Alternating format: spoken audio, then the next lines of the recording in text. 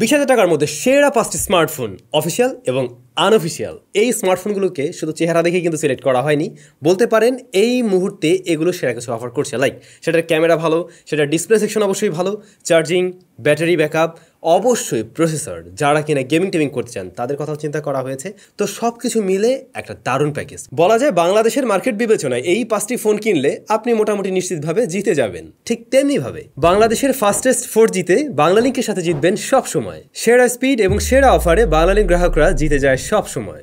আচ্ছা, তো আমাদের লিস্টে যে কয়েকটা স্মার্টফোন রয়েছে এর প্রত্যেকটাই কিন্তু তার জায়গা থেকে সেরার কাতারে থাকছে। সো আপনি 1, 2, 3 নাম্বারিং করে হয়তো এভাবে আলাদা করতে পারবেন না, তবে লাস্টে যে স্মার্টফোনটা আছে ওইটা বেশি স্পেশাল। আমরা ফার্স্টেই কথা বলতে চাই রেডমি ব্র্যান্ডের স্মার্টফোন নিয়ে। রেডমি রিসেন্টলি বাংলাদেশ মার্কেটে লঞ্চ করলো রেডমি নোট 12 4G স্মার্টফোনটি। যদিও এটার 4GB র্যাম ভ্যারিয়েন্ট লঞ্চ হয়েছে আর কি, 4/128GB, বাট এইটার আনঅফিসিয়াল 8GB ভ্যারিয়েন্টও বাংলাদেশ মার্কেটে রাইট নাও পেয়ে যাবেন, এবং যার দাম দেখুন এই মুহূর্তে কিন্তু রয়েছে 20 থেকে 21 হাজারের মধ্যে আর কি। হ্যাঁ, তো 20-21 হাজারের মধ্যে যদি কিনা আপনি আনঅফিসিয়াল কিনতে চান তাহলে 8GBটা নিতে পারেন, আর যদি কিনা আপনি অফিসিয়াল নিতে চান তাহলে আপনাকে 4GB র্যাম ভ্যারিয়েন্টটাই নিতে হবে। বাট এটা আনঅফিসিয়াল হোক বা অফিসিয়াল হোক, এই জিনিসটা কিন্তু মোটামুটি এরকম প্রাইস পয়েন্ট থেকে বেশ ভ্যালু ফর মানি টাইপেরই বলা যেতে পারে রাইট নাও। মানে জাস্ট যারা একদম গেমিং ডিভাইসেই চান, গেমিংই করবেন, তাদের হিসাবটা যদি দূরে রাখি তাহলে সবারই মোটামুটি এই ডিভাইসটা ভালো লেগে যাবে। বিশেষ করে এর আউটলুকটা খুবই সুন্দর।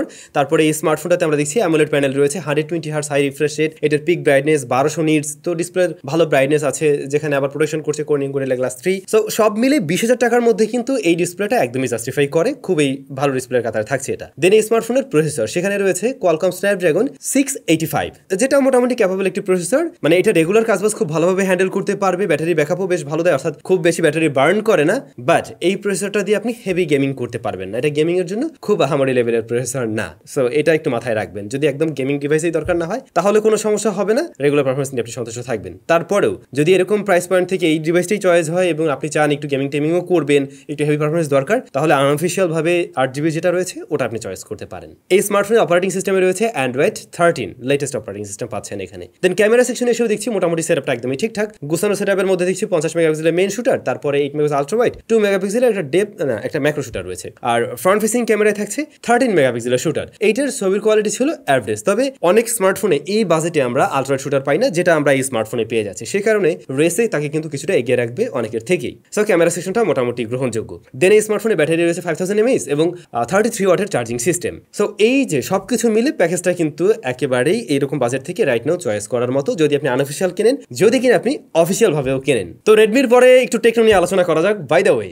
আমাদের কাছে আজকে প্রায় সমস্ত ব্র্যান্ডের স্মার্টফোন রয়েছে, ইভেন স্যামসাং এর ফোনও আছে। আরেকটা বিষয়, আমাদের চ্যানেলে একটা মেগা গিভঅ্যাওয়ে চলছে, যারা যারা অংশগ্রহণ করেনি মাস্ট অংশগ্রহণ করবেন। 5টি স্মার্টফোন আপনাদের জন্য ডেসক্রিপশনে লিংক দেওয়া থাকলো। Alright, very good. কথা বলছি টেকনো স্পার্ক 10 প্রো নিয়ে। এইটার 8/128GB ভ্যারিয়েন্টটা 18,000 টাকায় বাংলাদেশ মার্কেটে পাওয়া যায়। হ্যাঁ, তবে এইটার আরো একটি ছোট ভ্যারিয়েন্ট আছে 4GB, যেটা আবার 15,000-এর প্রাইস পয়েন্টের একটা স্মার্টফোন, যদিও ওইটা অ্যাভেলেবিলিটি নাই বললেই চলে। সুতরাং যদি আপনার বাজেট 18,000 হয়ে থাকে তাহলে এটাকেও দেখতে পারেন। যদিও টেকনোর এই খালাতো ভাই আছে, যেমন ইনফিনিক্স হট 30 মনে হয় পাওয়া যায় এরকম প্রাইস পয়েন্টে। এছাড়াও বেশ কিছু স্মার্টফোন আছে, তবে টেকনোর ফোনটা দেখতেও বেশ সুন্দর। তারপরে এই স্মার্টফোনটাতে আমরা দেখছি কিন্তু IPS LCD প্যানেল রয়েছে, যেটা ফুল HD প্লাস রেজুলেশনের, ইভেন 90 হার্টজের প্যানেল, 5 হল কাট আউট রয়েছে। তো এই সমস্ত কারণে সে অনেকের থেকেই দেখতে একটু সুন্দর সুন্দর আছে আর কি। তারপরে মিডিয়াটেক হেলিও Z88, যেটাও যথেষ্ট ক্যাপাবল একটি প্রসেসর। ইভেন এইটার গেমিং পারফরমেন্স আবার আমরা যদি আগের ফোনটার সাথে কম্পারিজনে নিয়ে আসি তাহলে তুলনামূলকভাবে কিছুটা বেটার দেখা যায়, ইভেন সেটিংসের দিক থেকে আর কি। বাট এই প্রসেসরটা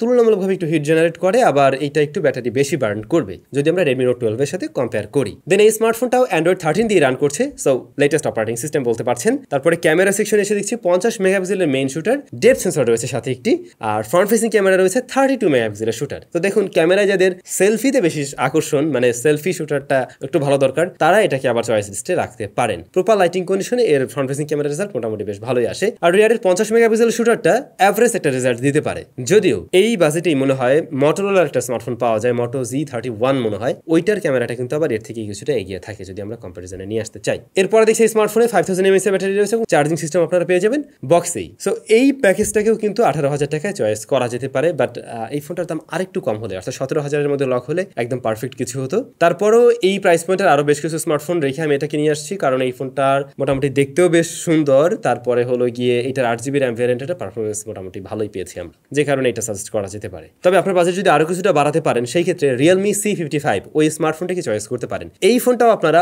অফিসিয়াল এবং আনঅফিসিয়াল বোথ পেয়ে যাবেন। যদি আনঅফিসিয়াল নেন সেই ক্ষেত্রে আপনি 8GB র্যাম ভ্যারিয়েন্ট পাচ্ছেন, আর যদি অফিসিয়াল নেন তখন মনে হয় আপনাকে 4GB নাকি 6GB র্যাম ভ্যারিয়েন্ট আপনাকে চয়েস করতে হবে, যেটা অফিসিয়ালি পাওয়া যায় আর কি। তবে ভাই এখানেও কথা থাকবে, রিয়েলমির আরো একটা স্মার্টফোন আছে নার্জো 50। রিয়েলমি নার্জো 50 হলো গিয়ে মানে এমন একটা স্মার্টফোন, ওরে কোনো ভিডিওতে বাদ দেওয়া যায় না। 20,000 টাকা বাজেটে গত 6 মাসে যতগুলো ভিডিও করছি আমি সবগুলোতেই আসে।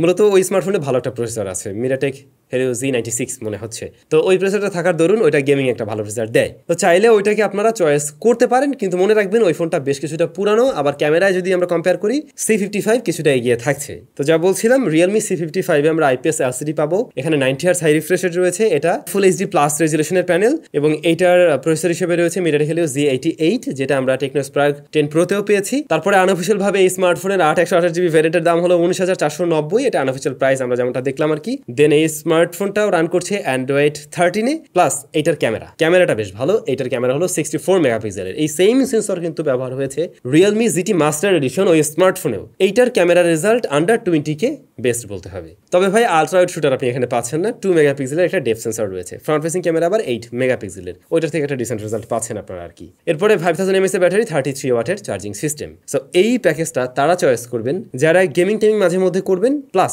মেইন ক্যামেরাটা আপনার ভালো হওয়া চাই, তারা এই ফোনটাকে চয়েস করতে পারেন। 20,000 টাকার মধ্যে অফিসিয়াল স্মার্টফোনের পার্ট শেষ, এবার একটু আনঅফিসিয়াল নিয়ে কথা বলা যাক। স্যামসাং গ্যালাক্সি F23 5G এই স্মার্টফোনটা আনঅফিসিয়ালি পাওয়া যায়। এর 6/128GB ভ্যারিয়েন্টের স্মার্টফোনটি 21 থেকে 22,000 এর মধ্যে কারেন্টলি মার্কেটে পাওয়া যায় আনঅফিসিয়াল ভাবে আর কি। হ্যাঁ, সো এই স্মার্টফোনে আমরা দেখতে পাই 120Hz হাই রিফ্রেশ রেটের প্যানেল রয়েছে, যেটা TFT LCD প্যানেল, তবে এটার PPI যথেষ্ট ভালো।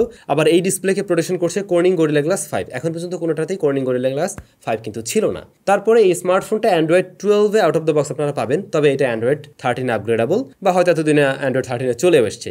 বাট যে বিষয়ের কারণে এটাকে আমি আসলে এরকম লিস্টে রাখছি, এটার processor section. Qualcomm Snapdragon 750G এই প্রসেসরটা কিন্তু যথেষ্ট ক্যাপেবল একটি প্রসেসর, যথেষ্ট ভালো একটি প্রসেসর, ইভেন গেমিংয়েও। রাইট নাও আপনারা গেমিং টেমিং করতে চাইলে এরকম প্রাইস পয়েন্ট থেকে এটাকে চয়েস করতে পারেন কিন্তু। এছাড়াও রেগুলার পারফরমেন্স দুর্দান্ত পেয়ে যাবেন 6GB র্যাম দিয়েই। তারপরে ক্যামেরা সেকশনে আমরা দেখছি 50 মেগাপিক্সেলের main shooter, 8 megapixel ultra wide, 2 মেগাপিক্সেলের একটি ম্যাক্রো শুটার, এবং ফ্রন্ট ফেসিং ক্যামেরায় থাকছে 8 মেগাপিক্সেলের শুটার। এইটাতে আবার ভিডিও রেকর্ড করা যায় সর্বোচ্চ 4K 30 FPS এ। সো যাদের 4K ভিডিও ফুটেজ দরকার এরকম প্রাইস পয়েন্ট থেকে, তারাও কিন্তু তার চয়েস লিস্টে এই ফোনটাকে রাখতে পারেন। পাশাপাশি এর ফটো কোয়ালিটিও আমাদের কাছে ভালো লাগার মতোই ছিল, প্রাইস বিবেচনায় এটা ঠিকঠাক একটা রেজাল্ট দিতে পারে। আমি বলবো এর প্রত্যেকটা স্মার্টফোনেরই না ফুল রিভিউ আমাদের চ্যানেলে দেওয়া আছে, ওগুলো দেখে নিলে আপনি আরও ক্লিয়ার হয়ে যেতে পারবেন আসলে কোনটার কি রেজাল্ট একদম। 5000 mAh এর ব্যাটারি থাকছে এই ফোনে, বাট দুঃখের বিষয় এই স্মার্টফোনের বক্সে কোনো চার্জার নেই। সাপোর্ট করে 25 ওয়াট, দ্রুত চার্জ করা যাবে, কিন্তু চার্জার আপনার ঘরে হয় থাকতে হবে, আদারওয়াইজ কিনে নিতে হবে। এই স্মার্টফোনের এই বিষয়টুকুতেই কমতি আছে, তবে আর একটু বেশি আছে পরবর্তী স্মার্টফোনে। আমরা কথা বলছি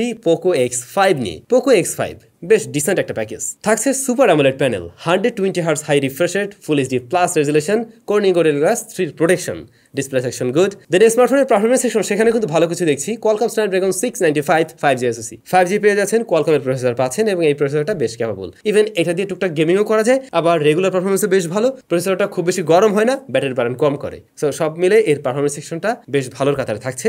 স্মার্টফোনটি রান করছে অ্যান্ড্রয়েড 12-এ। এটাতে আপনারা ক্যামেরা পেয়ে যাবেন 48 মেগাপিক্সেলের এবং 8 মেগাপিক্সেল আলট্রা ওয়াইড, 2 মেগাপিক্সেলের ম্যাক্রো, আর ফ্রন্ট ফেসিং ক্যামেরায় 13 মেগাপিক্সেলের শুটার। এইটার ক্যামেরা কোয়ালিটি কম্প্যারিজনে নিয়ে আসতে গেলে আগের ফোনটা তুলনামূলকভাবে বেটার ছিল আর কি। তবে এর ব্যাটারি রয়েছে 5000 mAh এবং চার্জার আপনারা পেয়ে যাবেন কিন্তু 33 ওয়াটেরই বক্সে, এই কারণে আবার সে কিছুটা এগিয়ে আছে। আর এটার দাম 6/128GB ভ্যারিয়েন্টটা মোটামুটি হচ্ছে আপনার 21,700 টাকার মতো এই মুহূর্তে দাম, এরকম দামে পাওয়া যায় আনঅফিসিয়াল ভাবে আর কি। সো চাইলে এই স্মার্টফোনটিকে আপনারা চয়েস লিস্টে রাখতে পারেন। তবে হয় কি, পোকোর প্রতি অনেকের একটা বিতৃষ্ণা আছে, যেমন এদের সফটওয়্যার নিয়ে, তারপর মাদারবোর্ডের ইস্যু টিস্যু, এই ধরনের ভয় অনেকের মাঝে আছে। বাট এই ধরনের কোনো যদি সমস্যা না হয় আর কি, তাহলে কিন্তু এটা একটা ভালো ডিভাইস। এখন পর্যন্ত এই মডেলটা নিয়ে আমরা কোনো ধরনের উল্টাপাল্টা কিছু শুনি নেই, দেখা যাক নেক্সট টাইম কি হয় আর কি। সো আমাদের লিস্টে এই স্মার্টফোনগুলো ছিল একদম 20K এর মধ্যে। আমরা এরপরে আরেকটু বাজেট বাড়িয়ে 25K বাজেটের স্মার্টফোন কাভারেজ দেওয়ার ট্রাই করবো, তখন নিশ্চয়ই আরও বেশ কিছু ডিভাইস চলে আসবে। যাদের বাজেট কিছুটা বেশি তারা ওয়েট করতে পারেন চাইলে, আশা করছি 1 সপ্তাহের মধ্যে ভিডিও পেয়ে যাবেন। আপনাদের কাছে আজকের এই আয়োজন কেমন লাগলো মাস্ট কমেন্ট করে জানাবেন। সবাই ভালো থাকবেন, অনেক বেশি ভালো, দেখা হচ্ছে নতুন ভিডিওতে।